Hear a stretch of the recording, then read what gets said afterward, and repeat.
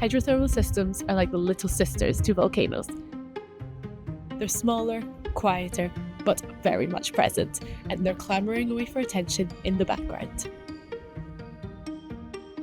And actually, they're very deserving of our attention. While some scientists might focus on big volcanic eruptions, I'm going to tell you why I'm here, just off the coast of Santorini, seeking them out beneath the waves.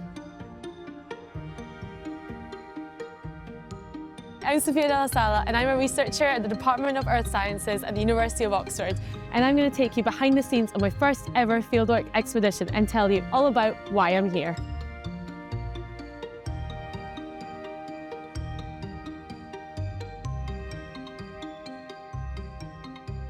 Santorini, better known for its archaeological sites, beaches and wine, is actually an active volcano.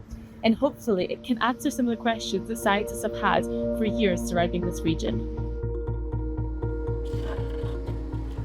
You might remember sitting in your school classroom learning about volcanoes and earthquakes.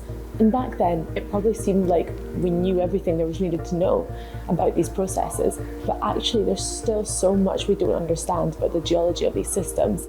And I'm really driven by trying to unravel these mysteries.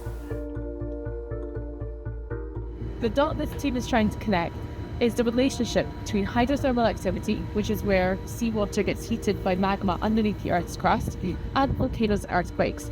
Specifically, I'm going to be doing this by looking at the fluid hydrothermal vents and the sediments that surround them. Hi Dan! Hi Dan! We forgot to bring the 360 camera, but we wanted to show you your videos, the thermals.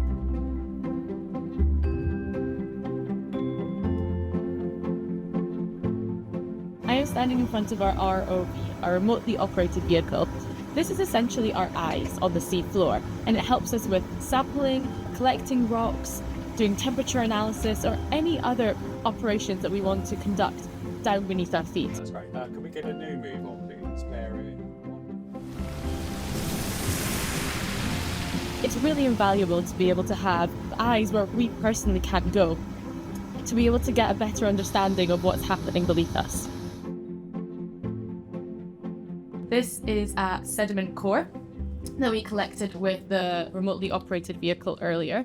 And as you can see, it's mainly mud, very unconsolidated. However, by sampling at every 1 centimeters, like we're doing, we're hoping to be able to analyze or identify any geochemical and compositional changes with depth, and that can hopefully give us some insights into the hydrothermal system. You can think of these sediment cores as almost a little time capsule. Sometimes even just a meter-long core can take you hundreds of years into the past. After we've subsampled the core, we have them all in little plastic bags, accurately labelled, and then we have to put the sediments in the freezer, which is where I'm going to right now. This is our coring lab. This is where we process samples that we've taken from the seafloor. We call these samples sediments, and they can tell some really interesting information about the geological processes happening here, specifically the hydrothermal activity. The reason why we focus on hydrothermal signals within our samples is because it's currently the biggest knowledge gap we have in this region.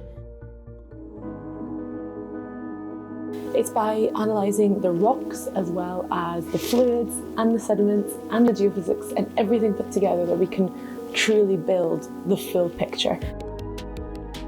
So on this cruise, we really have a wide range of scientists, from geophysicists to volcanologists to sedimentologists and the geochemists like myself, to really try and target this complex geological system from all angles.